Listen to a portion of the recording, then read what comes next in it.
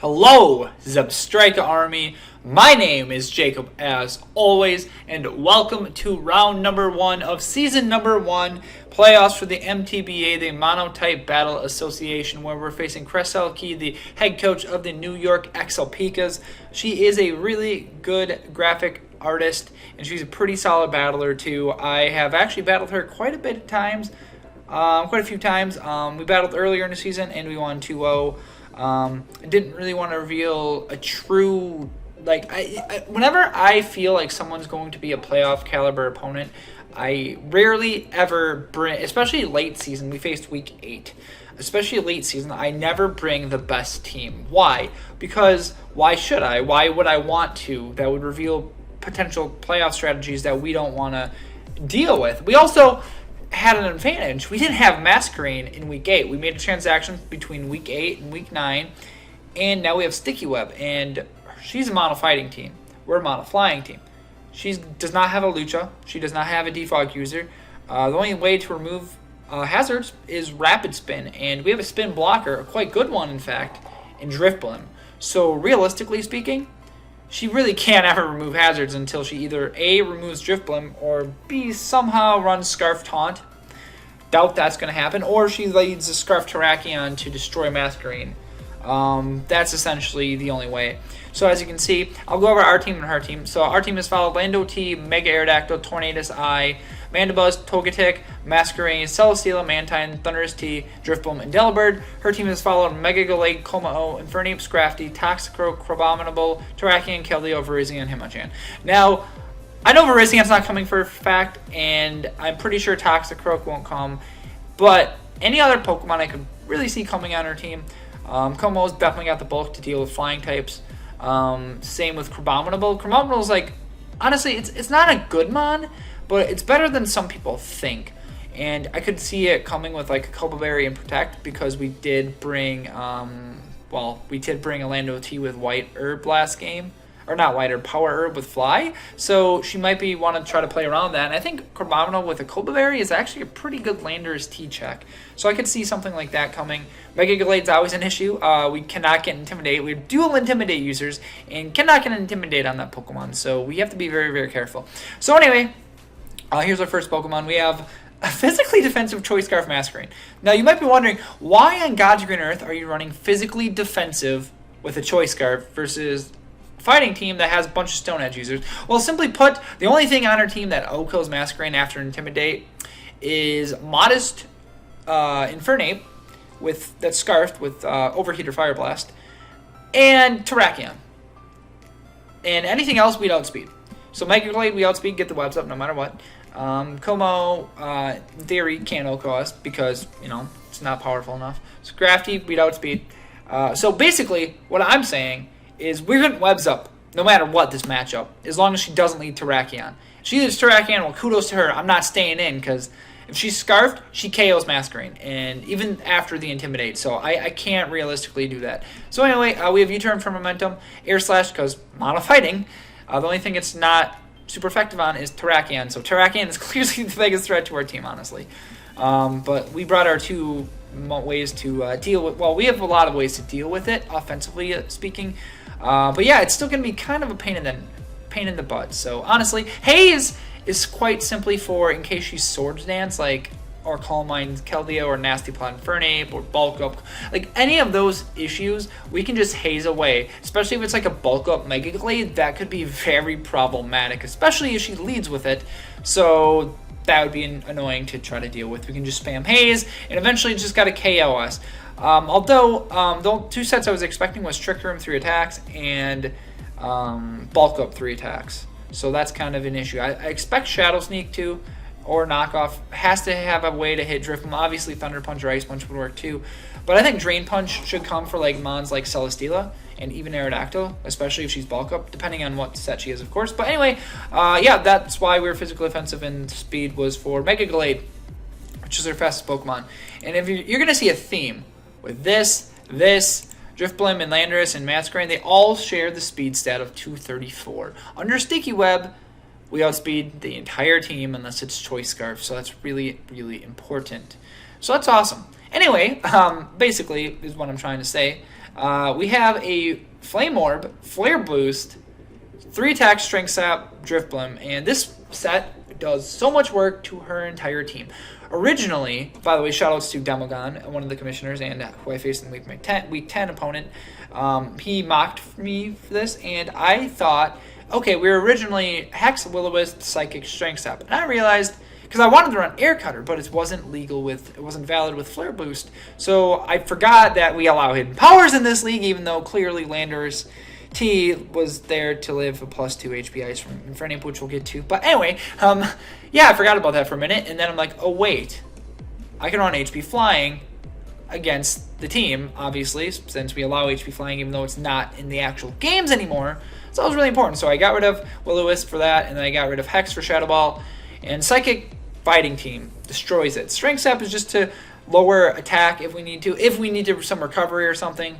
But if you guys don't know what Flare Boost is, if we're burned, which we will be because of Flame Orb, we get 50% boost into special attacks. So that's awesome. Basically raises all these moves by 50% and hits like a truck then. And that's amazing. But anyway, Drift Blim, that's Drift Blim. I think their defense was there to live a knockoff from Glade. Ethel? Was it that? It was something like that. Or was it something... Or is it a knockoff from Scrafty, maybe? Or it was something from Hitmonchan. Oh, no. It was from Hitmonchan. It was so we could come in, take an Adamant, Life Orb, Iron Fisted Thunder Punch, I think? Potentially? After Intimidate? It was something like that. Something of that was that, but I don't know if she'd bring Hitmonchan for sure, because she knows I have Drift Blim and... Doesn't really matter. Anyway, next up is one of our potential win cons. This Torn set also went through some changes. So in the mock, I was Resto Chesto with Bulk Up Acrobatics like I was in week 8. But I realized our Celesteela actually got frozen in the mock. So if it gets frozen, we only lost 2-0 in the mock, by the way. But the reason was that is because we were not Charty Berry. We need to be Charty Berry in order to live hits from Terrakion. We live Rock Blast, we live Stone Edge, we live whatever we can possibly go for. And we also changed, so we have Bulk Up Acrobatics Superpower. So Superpower, because it's super effective on the Terrakion. After Bulk Up, we guarantee live any hit from it, whatever it wants to do. And we outspeed Non-Choice Scarf Terrakion. In Glade, I didn't even bother creeping, because we're getting webs up, like, pretty much no matter what in this game. So if Glade's out, we're going to outspeed it, because it'll be affected by webs, and it can't run Choice Scarf with the Mega Stone. So that's awesome. Terrakion can't, so we just outsped that. So we have a little bit more EVs to work with. And Acrobatics destroys the team for the most part. Tailwind absolutely is crucial. And as you're going to see in the game, was very, very integral. I'm glad I added Tailwind on the team for sure. Because it, yeah, anyway, we're not going to go into that yet. We'll talk about the game in just a minute. But yeah, this was a very solid win con if we can get one Bulk Up. Can set up on a lot of things on the team. So we're really, really bulky. We didn't really much attack. Didn't really see a purpose in that, but yeah, Superpower is just for Terrakion. Acrobatics hit literally every single other Pokemon super effectively, so I wasn't too worried. Next up, we have... We'll talk about strips last. Next up, we have Adamark, the Mega Aerodactyl, with Aqua Tail, Aerial Ace, Stealth Rock, and Roost. This was a very bulky Mega Aerodactyl. I built this set. I basically copied it in full. Week 8, I ran Defog, because I didn't have Sticky Web. This week... Also, because I know she ran Focus Sash and Infernape against us in the first match, and because I don't want to deal with Focus Sash users, we're running Stealth Rock as well on Mega Aerodactyl. So if we can get that up, we break out any Sash. And if she doesn't bring Hitmonchan, Rocks and Defog are there, or Rocks and Webs are there to stay, and there's no ifs, ands, or buts about it. Mega Aerodactyl speeds everything on the team. Just in case, since we didn't really need many, we could have ran like what 16 more EVs or whatever. We didn't really need that, so I just felt, you know, we'll just creep Mega Galate. All right, you never know if webs aren't going to be up for some silly reason, or you know, I just wanted to be safe rather than sorry. Aqua Tail Aerial Ace hits the entire team super effectively, which is amazing. But yeah, Roost for longevity, pretty generic. Hits really hard. Amazing Pokemon in this matchup. I believe it could take a... Was it an Adamant Stone Edge from Mega Galate after Rocks, if she gets Rocks up herself? I think that's what it was for. Don't quote me, though. Might have been that. We'll see. But anyway, match is done, so it doesn't really matter anymore. Anyway, and then we have Aquarius to Celesteela. This is the same speed stat as Driftblim, Masquerade, or speed stat of 234 and Lando T, which we're gonna get to. So yeah, this is a defensive and offensive Celesteela. So I wanted to be pretty bulky to live hits from her team. And I wanted to show damage with Air/Flash Cannon. Again, super effective against the entire squad that she's got. Leads You Protect is just super nice for longevity, along with the leftovers. Like, we really can't faint, honestly. Like, I don't understand how we faint. Like, this thing is super hard for her team to kill. It's so defensive just naturally. We don't even need to invest in defense or special defense. I mean, we could have if we wanted to, but I wanted to potentially be a win con late game under webs. Celesteela's broken, so that's a thing. So yeah, there's that.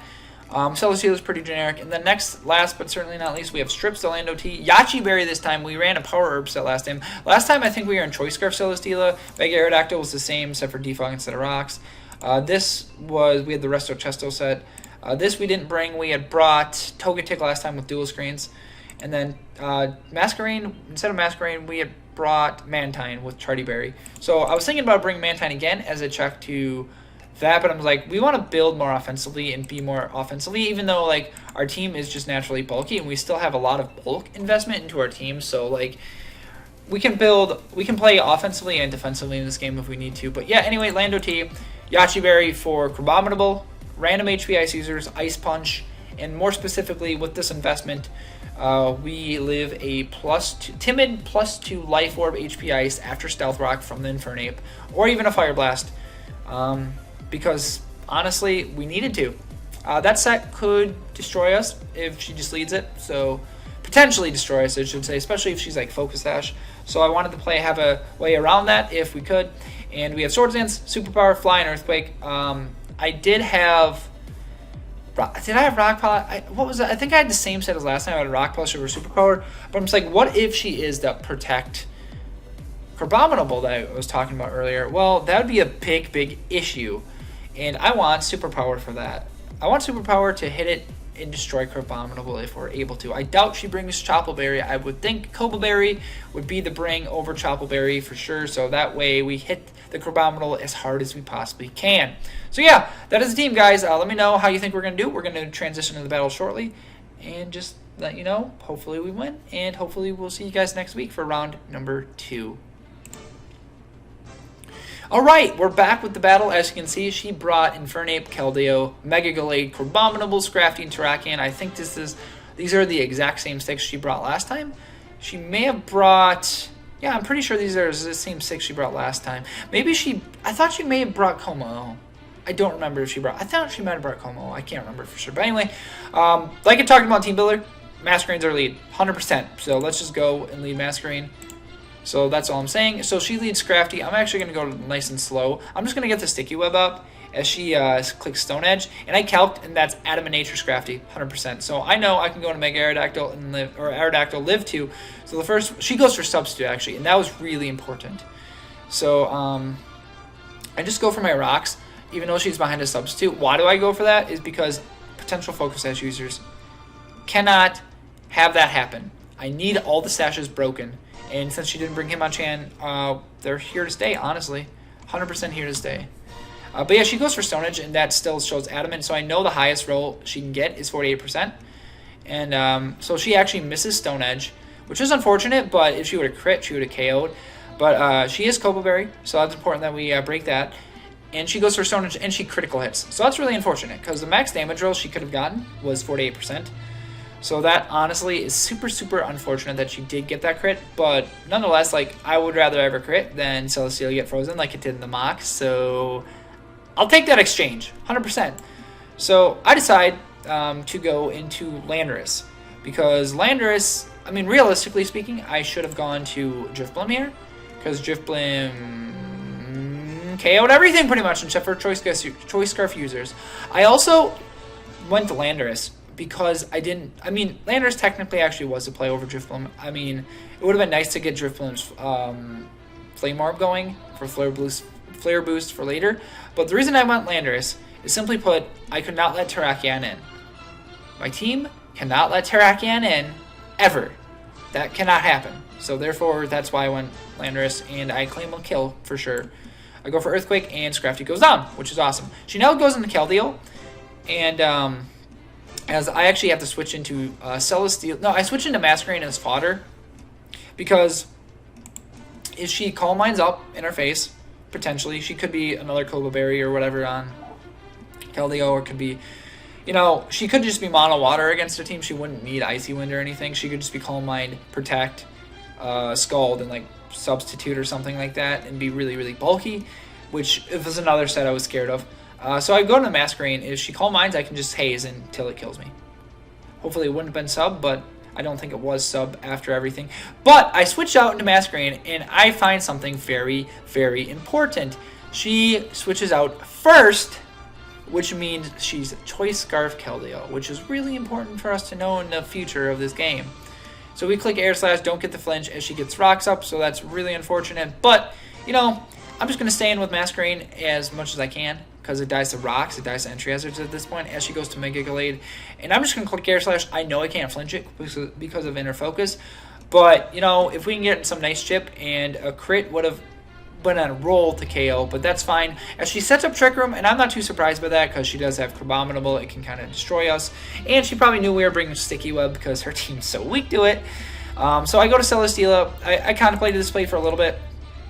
I thought about going to not Landorus, Drifblim, but then I'm like, wait, that's pretty silly because Knockoff or Thunder Punch could potentially destroy me. This wave I go Celesteela. I live any hit. I first can spam Protect, stall out Trick Room as well as I can, and I really do that at this point. So I click Protect as she clicks the Thunder Punch. I knew I didn't know, but I was 99% sure that she would not be set up with Trick Room because that would be really hard to pull off. And she Thunder Punches us, and I go for Leech Seed because I have no reason not to. And at this point, I'm actually going to switch to normal speed now. At this point, I'm just going to Protect again because I have no reason not to. It stalls out the last turn of Trick Room and my Celly. It's kind of important for later game. At this point now, I go for a Protect just to get some more leftovers recovery, and I know it's not it's Choice Scarf because it switched before Landorus. So at this point, I just go for Leech Seed, and we don't miss. Now I really thought she would switch hard predicting Protect to Terrakion or something like that. So I just click Leech Seed again. And that's really unfortunate. Now she switches to Terrakion, and that was like, oh, that's not good. So I click Protect this turn because she got me. I was like, I didn't want to make the triple Leech Seed play, but I knew I could live any hit, and I knew I had to go for Flash Cannon because this is a ginormous threat. And if it is like setup or something, we can kind of play around that better. Now I just click Protect, I think, to get some more leftovers recovery because we'd be out of range of another Stone Edge. And now I click Protect again, and she clicks Surf. I believe I click Leech Seed again right here because I have no reason not to, just to wear it down. I guess I could have clicked Air Slash, but I think she probably wanted me to do that, and we could have potentially lost the game at that point if that happened. So I was just trying to be very weary. I was trying to get her to kill Celesteela so I could get my other Pokemon in. I was just trying to weaken her team right now. Because, yeah, I click Protect, but now I can click another Protect. As she switches out again, she's just trying to get her Terrakion and Keldeo fainted right now, so she has a chance to potentially win the game, which I think they're both Choice Scarfs, so I'm very confused. But anyway, I actually switched to Tornadus here because I can get Tailwind up, and Landorus can get 3 kills, basically, is what it comes down to. So I get Tailwind up, Landorus gets 3 kills right here and right now. Basically impossible for Landorus not to get 3 kills at outspeeds, under Tailwind outspeeds Scarf Keldeo. So Landorus gets 3 kills. So that's grand. That's fantastic. So yeah, that's very awesome. That's why I went Tornadus, because I knew he'd live a critical hit even. So that was important for me to do that and get my Tailwind up and destroy everything. And she goes into Crabominable. It's just down to Crabominable versus Landorus now at this point. And I go for Superpower. I thought it might have been a range to kill, but, you know, that's okay. Ice Hammer does KOs because we lowered our defense with Superpower. But at this point, I go for Flash Cannon and KO the Crabominable, and that is a 2-0 victory in the Green Bay Pikachus' favor. So your Green Bay Pikachus are moving on to round number 2 of the MTBA playoffs of season number 1. And I'm not going to reveal the winner yet. Actually, I guess I could. It will be a rematch because the playoffs Well, actually, I won't reveal my opponent. I won't reveal my opponent yet. It might be a rematch. It might not be a rematch. I actually was hoping that it would not be a rematch because I don't really like rematches. Luckily for us, we had a different game plan. I think we do have a different game plan as well that we can go about in potential rematches versus people. But anyway, thanks for watching. Substrike Army. I really do appreciate the support you guys have been giving to the channel. Thanks for watching. Have a great day and I love you all. Peace out.